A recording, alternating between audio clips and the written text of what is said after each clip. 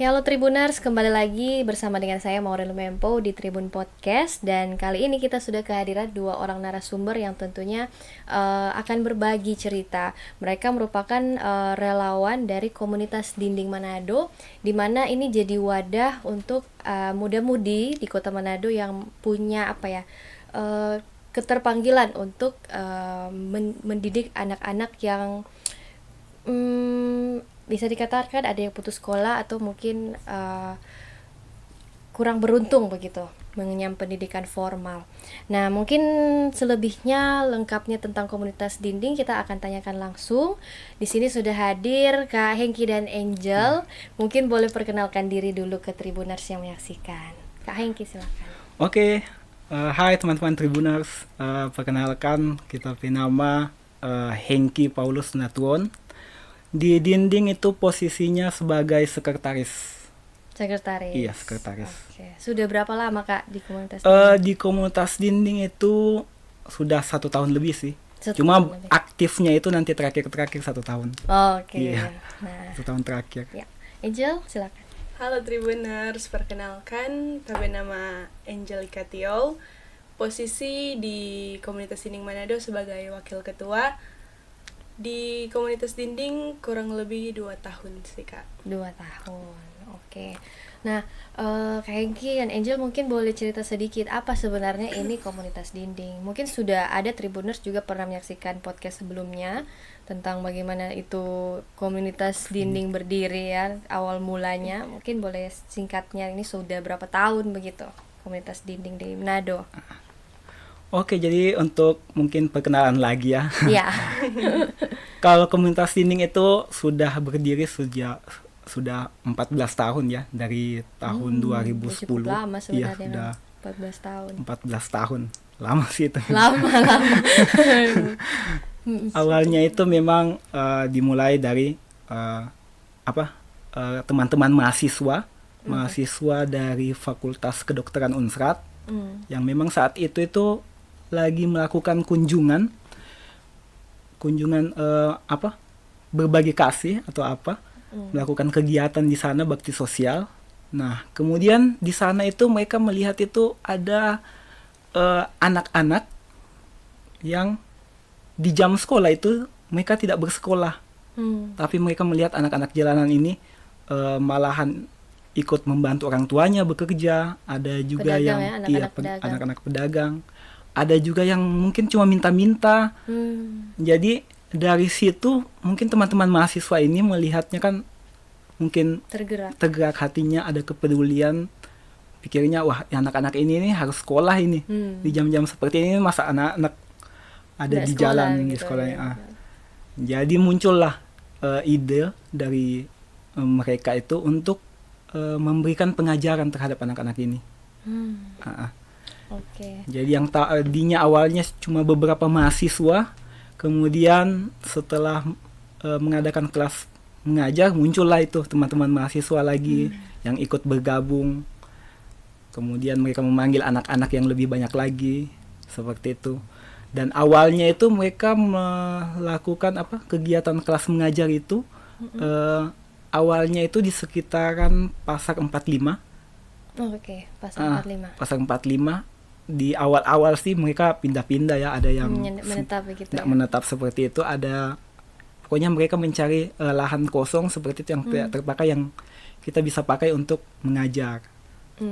Pernah juga pindah kalau nggak salah itu yang saya dengar dari senior-senior itu sempat di Bank BI, pelataran situ, kemudian di Taman Kesatuan Bangsa juga pernah, hingga akhirnya yang terakhir itu mereka dapat di Pasar Bersehati lantai 3. Oke. Jadi yang paling lama itu situ dapatnya, karena tidak mungkin kan mereka saat ini kan. Iya, sampai saat ini.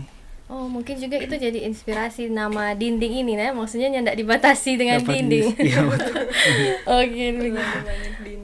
terlalu banyak dinding. Nah, Angel sendiri awalnya kalau boleh tahu, Angel dengan Kak Hengki ya, kalau misalkan dari motivasi sendiri, nah kenapa mau join di komunitas Dinding ini?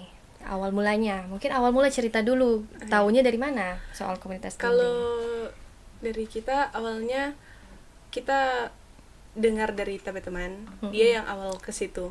Jadi Dia join perkenalkan, duluan. dia join duluan, lalu dia perkenalkan tentang komunitas dinding. Nah, pada waktu itu dia bilang komunitas dinding ini anak-anak semua. Dan bertepatan juga kita yang hobi anak-anak suka dan main dengan anak-anak.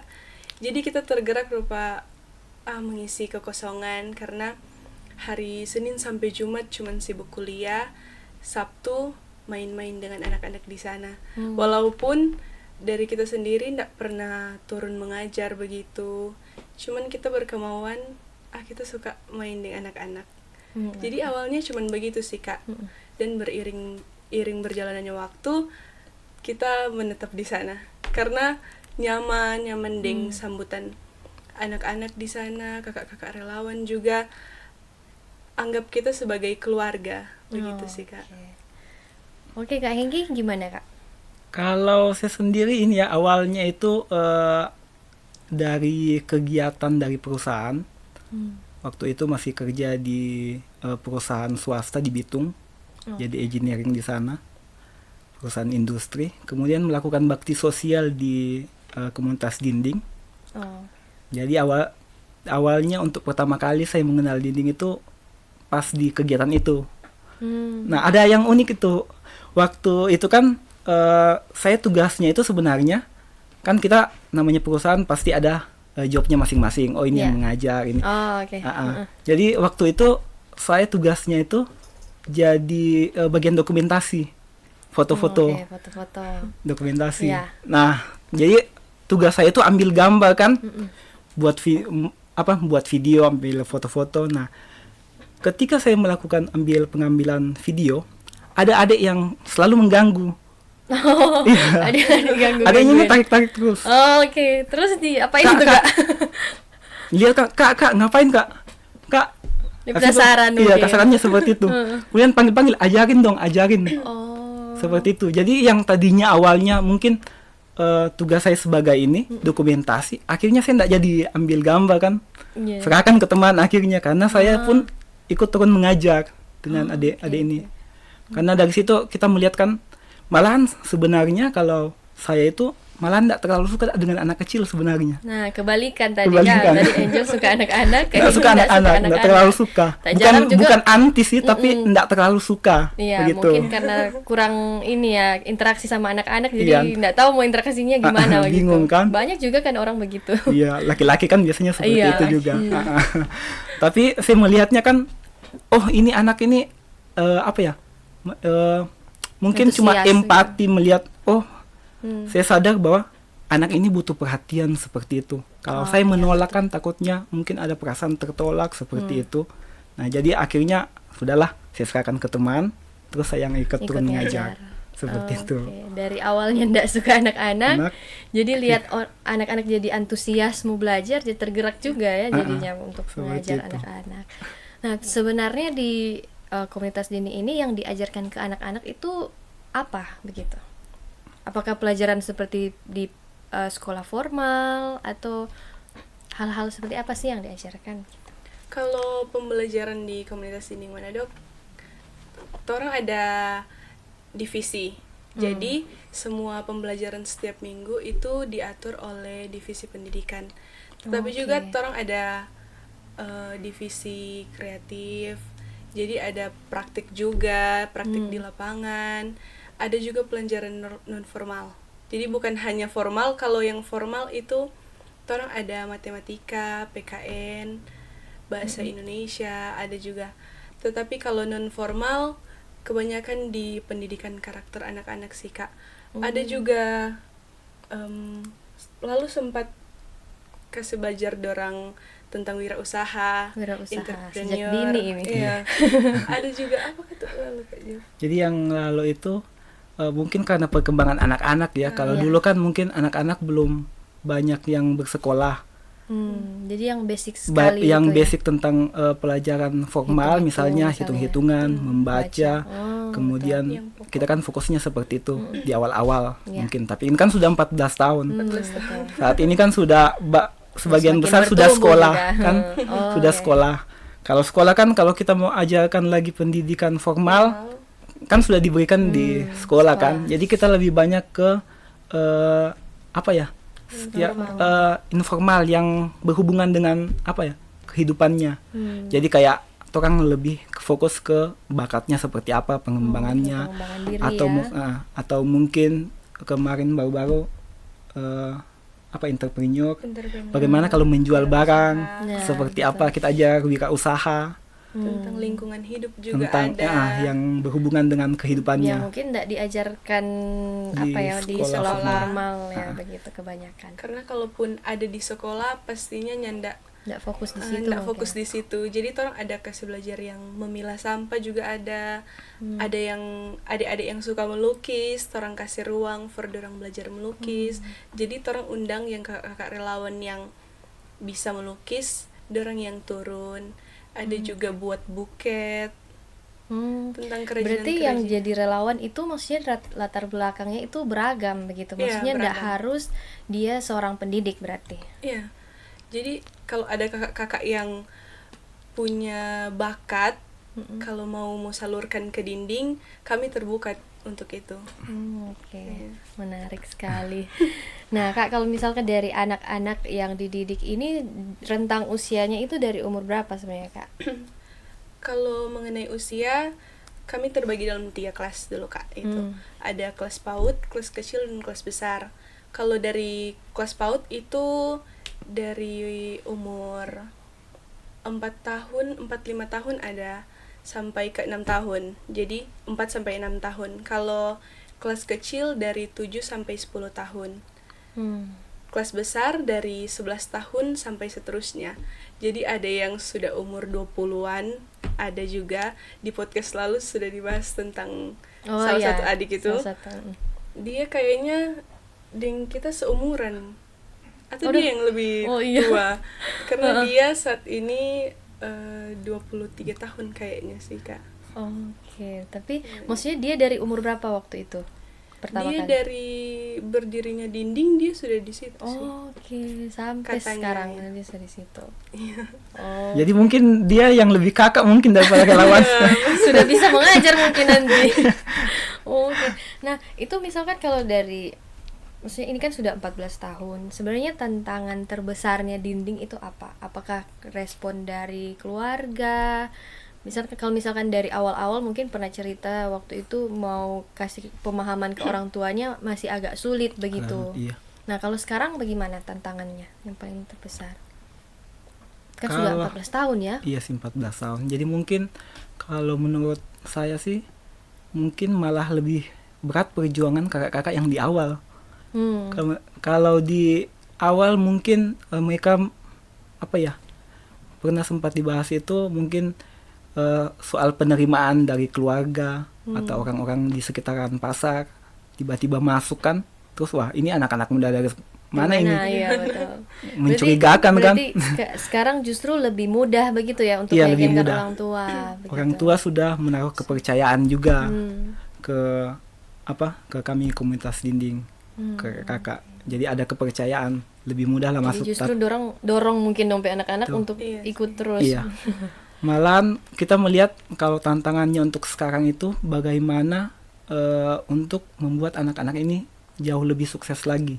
Misalnya kayak gini, yang kemarin-kemarin kan tantangannya mungkin anak-anak kita sudah ngajarin ini sampai SMA mungkin, kan sudah lulus. Nah sekarang kan dari sudah 14 tahun itu kan pasti ada adik-adik yang mungkin sudah besar. Iya. Sudah banyak pasti yang sudah besar. Bertumbuh di dinding. Iya, dinding. Selama ini kan adik-adik kalau sudah besar biasanya sudah malu mau datang-datang.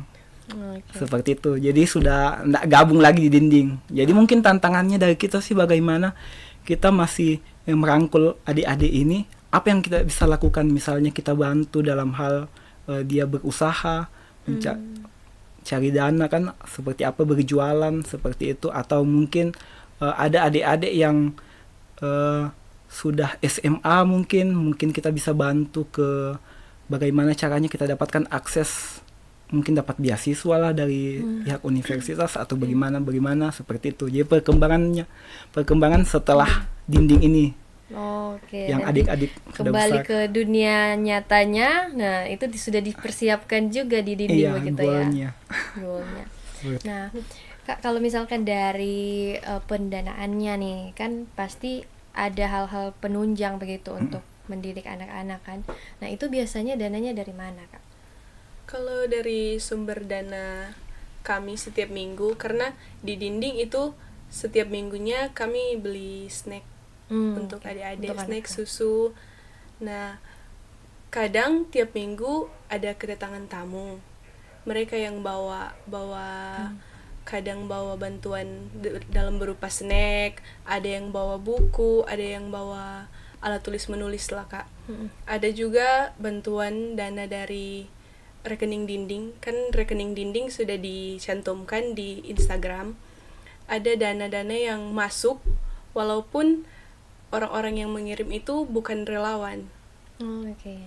Ada juga Jadi siapa donatur. saja bisa Iya, jadi donatur bisa. di situ. Ada juga donatur tetap ya, Kak Jeff. Beberapa Beberapa yang iya, jadi beberapa donatur juga tetap. ada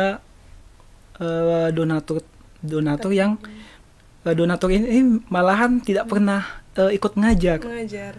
Tapi jadi- rutin tapi rutin mengirimkan donatur bantuan. tetap. mengirimkan bantuan. Oh, oke. Seperti itu. Mungkin itu juga ya, ada orang kan yang mungkin bisanya mungkin dia ndak ada waktu, mungkin Iya, sibuk jadi- kerja atau mungkin ada keluarga, jadi dia banyak hal lah yang bisa menunjang atau mendukung untuk komunitas dinding ini untuk anak-anak ya, Iya. bisa dari dana, bisa tenaga begitu ya. Ilmu juga bisa. Ilmu bisa, apalagi. Nah, Kak, ini kan kemarin ini torang masih apa ya, hangat-hangatnya dengan pemilu. Ini sudah dekat dengan pilkada. Ada ndak donatur dari caleg-caleg begitu? Sempat rame ndak? Atau ndak memandang dari situ? Kalau dari caleg begitu ndak ada sih, Kak, karena di komunitas dinding kalau misalnya ada yang begitu dan ada yang mau bagaimana kata Kak Jeff tentang pilkada begitu, ada kepentingan pribadi. Kalau dari torang belum menerima yang begitu sih. Iya, kita memang sudah menolak yang seperti itu jika ada. Tapi sejauh ini enggak ada sih. Nggak ada sih. Iya. Oh ya. Tapi kalau kita memang komunitasnya dari yang kakak-kakak yang sudah lebih senior itu memang sudah selalu mengingatkan seperti itu. Jadi kita tidak menerima bantuan yang sifatnya ada kepentingan di dalam. Apalagi yang yang mau dibawa atas nama pribadi. Itu pun yang ada embel-embel lain-lain Embel-embel, begitu iya. ya. Apalagi yang dikontenkan begitu. atau mungkin biasanya kita juga menolak kayak tokoh-tokoh ini kan, tokoh-tokoh masyarakat seperti ini, karena takutnya kan mungkin jadi bahan pencitraan seperti itu. Jadi kita nggak mau dinding ini dijadikan sebagai tempat ini alat untuk kepentingan seperti itu. Oh, oke. Menarik ini. Karena kan berarti memang bukan sekedar mencari untuk dana yang penting ada masuk dana begitu ya. Iya. Tapi tetap menjaga juga agar supaya ini jangan jadi alat untuk dimanfaatkan begitu ya. Jadi untuk pencitraan justru begitu. Kita menjaga nama baik dinding lah seperti itu komunitas. Iya, karena kalau soal dana kan juga kalau misalnya pengurus melihat dana minggu depan sudah tidak mencukupi, orang rapat baru cari dana begitu dalam bentuk mengusahakan. Oke. Nah, Kak, ini kalau sebenarnya kalau dari relawan kan berarti siapa saja bisa masuk di situ. Tapi ada ndak kesulitan di mana sulit karena relawannya kadang datang satu kali, besoknya ndak datang lagi, begitu. Ada ndak tantangan-tantangan soal relawan begitu? Mengatur misalkan kan ini sebagai pengurus begitu. Iya, kalau soal relawan sih memang di komunitas dinding kita itu kan memang tidak dipaksakan untuk jadi bebas. Kalau kakak mau datang, ada juga mungkin kakak-kakak yang cuma sekali habis itu menghilang seperti itu datang lagi. Itu memang jadi tantangannya kita sih. Kita yang pengurus juga pernah sih sempat pengurus itu buat kelas mengajar itu mungkin cuma 5 orang pengurus yang ada. Jadi kadang kita kewalahan kan seperti itu. Jadi kalau dari saya sih berusaha membuka selebar-lebarnya kita bermain media misalnya, bagaimana kita mengenalkan dinding itu ke anak-anak muda yang ada di Kota Manado supaya mungkin mereka ingin ikut membantu join seperti itu. Soalnya kalau mengandalkan cuma pengurus agak pasti sulit berat. Apalagi untuk orang-orang seperti orang-orang yang aktif di dinding itu kan ibaratnya langka lah cari orang-orang seperti kita kan. Okay. Ya. Agak sulit yang memang mau benar-benar punya hati ya, melayani adik-adik seperti itu. Betul, yang mau komit juga betul-betul tenaga, karena tenaga pasti sudah pasti akan terpakai, harus ekstra di situ ya. Kemudian waktu juga. Masalah waktu ini penting juga, karena kalau saya sih yakinnya banyak di luar sana sebenarnya anak-anak muda mungkin ingin melakukan hal yang sama serupa Tuarang Endang. Cuma kan mereka tetap terkendala di waktu karena mereka punya kesibukan, tetap harus bekerja seperti apa. Ada kesibukan masing-masing. Kesibukan masing-masing, mungkin di kuliah lagi susun skripsi. Nah, biasanya itu sudah menghilang kalau skripsi. Agak beratnya di situ. Iya. Kemudian hari Sabtu kan biasanya banyak juga yang pekerja swasta mungkin tidak bisa ini kan join karena kerjanya sampai hari Sabtu seperti itu. Jadi memang sulit juga sih untuk mempertahankan relawan. Oke. Banyak seperti itu. Iya. Nah, jadi sebenarnya tujuan dari komunitas dinding ini ke depan itu apakah maksudnya ada rencana misalkan mau bangun sekolah gratis begitu? Harapan ke depan deh. Gimana? Melihatnya 5 atau 10 tahun ke depan komunitas dinding ini akan jadi seperti apa begitu? Kalau dari saya sih kembali lagi ya ke bagaimana kakak-kakak yang pendiri yang di awal membangun komunitas dinding. Kita melihatnya kan ini kan kita buat seperti sebuah gerakan sebenarnya untuk bagaimana kita bisa menginspirasi anak-anak muda untuk melakukan hal yang sama dengan orang seperti itu. Karena berarti memang jadi inspirasi, berarti mau dimanapun ya Kak, siapapun yang mau melihat, mau di Manado, mau di mana, kalau akhirnya mereka tergerak juga untuk melakukan hal yang sama, gerakan yang sama, untuk mengajar anak-anak yang mungkin kurang beruntung untuk pendidikan formal. Oke, nah Kak Angel ini kalau mau jadi relawan di komunitas dinding, caranya bagaimana? Adakah persyaratan atau boleh langsung datang atau bagaimana Kak? Kalau syarat nggak ada sih Kak, kalau syarat mau gabung. Cuman harus mempersiapkan diri, kesabaran, punya hati yang besar sih Kak. Kalau mau gabung, mau join ke dinding, bisa langsung datang kalau ada kakak yang mau. Tapi juga sama yang tadi kita bilang, harus punya kesabaran karena di sana lingkungan kita berbeda.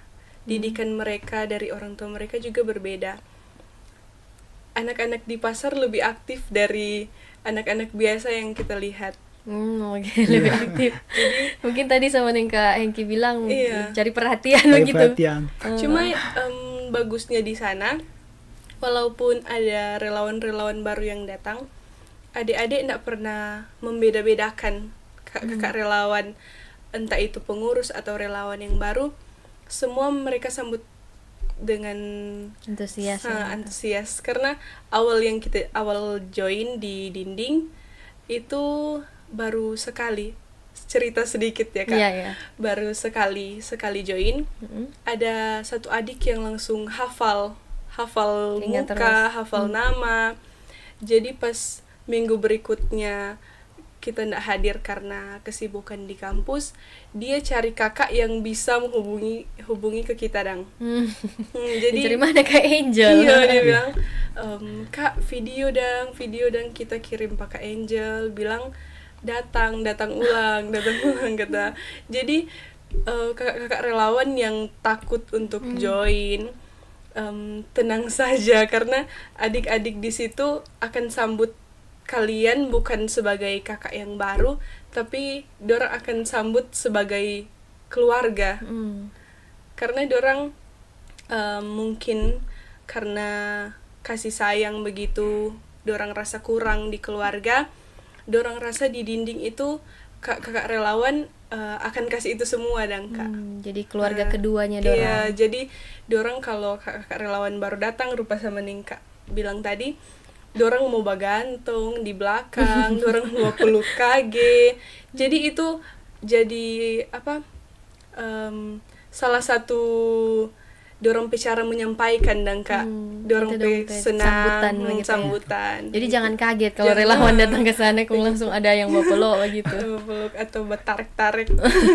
Kalau saya sih mungkin ini sih Kak, mungkin lebih ke ketika orang mau join, mungkin bukan pertanyaan soal syaratnya, tapi mungkin mereka kayak bingung sampai di sana mau ngapain ya. Ya betul. Kan bingung, saya mau datang nih, ikut, wah kayaknya tegak, tapi sampai di sana disambut nggak ya? Atau jadi ada ketakutan seperti itu sih. Iya. Itu kita yakin kita bisa mengerti seperti itu. Kalau mau disampaikan mungkin saya cuma bisa bilang nggak perlu khawatir, sampai di sana itu nanti pasti ada kakak-kakak pengurus yang akan menyambut orang baru misalnya yang baru mau join bergabung. Nanti kita yang arahkan. Kemudian kita juga sudah punya tim dari setiap divisi, ada divisi pendidikan. Jadi mereka nanti yang arahkan, oh ini harus mengajar ini. Kakak nanti kita yang arahkan, oh ada ini seperti itu. Oke, jadi terarah lah ya kalau didikan pelajaran. Kalau soal penolakan adik-adik saya rasa jarang sih, malahan adik-adik itu lebih senang kalau ada kakak-kakak baru. Karena mungkin karena lingkungan mungkin yang begitu keras, mungkin mereka banyak penolakan. Tapi kalau di dinding kan mereka sudah tahu siapapun kakak-kakak yang datang pasti berusaha cari pada orang maksudnya berusaha ini kan kasih sayang seperti itu, kasih perhatian. Jadi mereka pasti suka. Oke, jadi senang sekali pasti kalau ada orang-orang baru yang mau join juga, begitu. Nah, Kak, ini dalam waktu dekat itu aktivitasnya ke komunitas dinding ini ada rencana apa, Kak? Nah, kalau untuk ke depan ini kita ada beberapa program ya. Sudah akhir kepengurusan sih untuk jadi setiap tahun ganti kepengurusan ya? Setiap tahun ganti. Kalau programnya kita kan ada studi tour, itu sudah lewat bulan November yang lalu kalau nggak salah. Kemudian ada juga berbagi kasih. Biasanya berbagi kasih itu kan melakukan dalam rangka hari ulang tahun dinding. Jadi biasanya kita berbagi kasih ke orang tua dari adik-adik supaya sekaligus bersilaturahmi. Tapi kalau untuk kepengurusan baru ini tahun ini kita malah buat acara ulang tahun seperti itu dalam bentuk pameran. Ya kemarin kita sempat bikin event untuk pameran dinding. Kemudian yang kedepannya ini ada summer camp nanti bulan Agustus. Jadi summer camp itu kita bawa adik-adik ini itu ke sebuah tempat selama 2 hari 1 malam. Itu fokusnya di situ itu kita untuk pelatihan karakter dari adik-adik ini. Setiap tahun seperti itu. Jadi kalau pendidikan karakter, ada juga mungkin pelatihan kreativitas seperti apa, seperti itu. Pokoknya tujuan utamanya pengembangan diri. Nah, karena sudah dekat, jadi kita mungkin bisa mengundang kakak-kakak Tribuners, mungkin ada yang mau join juga bisa gabung. Jadi mentor juga bisa. Kalau jadi mentor itu dia yang mendampingi adik selama kegiatan itu. Jadi orang tua asuh istilahnya, seperti itu. Pendamping ya selama kegiatan itu. Oke, luar biasa sekali. Nah, menarik sekali ya kegiatan-kegiatan yang dibuat sedemikian rupa supaya anak-anak juga terus bersemangat untuk belajar ya. Karena hal-hal baru yang selalu dibawakan, bagaimana metode-metodenya juga supaya tetap terus menarik untuk mereka ya untuk belajar. Nah, Kak, mungkin ini tidak terasa sudah kurang lebih 30 menit. Harapan ke depannya mungkin untuk komunitas dinding sendiri atau untuk anak-anak yang anak-anak didik di komunitas dinding, atau mungkin untuk calon-calon relawan yang mau join. Mungkin dari Kak Angel dulu atau Kak Engki, silakan. Angel dulu deh. Kalau dari kita harapan untuk adik-adik dulu, eh, tetap semangat belajar walaupun di keadaan mereka belum kan banyak adik-adik baru juga Kak yang join, yang belum mengenal tentang kakak relawan di dalamnya. Adik-adik tetap semangat, kejar terus impian, cita-cita, karena ada beberapa adik juga yang akan lulus. Tetap lanjutkan pendidikan ke jenjang berikutnya. Kalau untuk kakak relawan yang akan baru join, mari sama-sama torang mengajar, torang berikan yang ada di diri torang masing-masing untuk masa depan bagi adik-adik di komunitas dinding. Itu sih dari kita. Kak Hengki silakan. Kalau dari saya mungkin ya harapannya tetap komunitas ini harus terus berlanjut ya. Kalau menurut saya, karena ini merupakan salah satu wadah yang memang bisa memberikan inspirasi untuk anak-anak muda seperti itu. Jadi kayak banyak mungkin orang di luar sana yang ingin berdampak tapi tidak tahu harus kemana. Mungkin bisa join di dinding supaya kepengurusan kita ini bisa ada generasi lagi lah seperti itu. Generasi terus ya. Supaya jadi bisa terus berlanjut seperti itu. Oke, terus ya impiannya untuk supaya anak-anak yang mungkin kurang beruntung ini bisa mengenyam pendidikan yang layak untuk mereka, tentunya masa depan mereka semakin baik ya untuk mereka. Nah, Tribuners, itu dia tadi kita sudah membahas bagaimana perjalanan dari para relawan komunitas dinding Manado ini, bagaimana mereka memberikan apapun yang mereka punya itu untuk anak-anak yang masih muda dan tentunya punya cita-cita dan harapan yang besar untuk kemudian tentu jadi harapan bagi mereka untuk menjadi orang-orang hebat nantinya. Oke, itu dia tadi Tribuners pembahasan kita mengenai komunitas dinding. Terima kasih Tribuners sudah menyaksikan. Sampai jumpa di Tribun Podcast lainnya.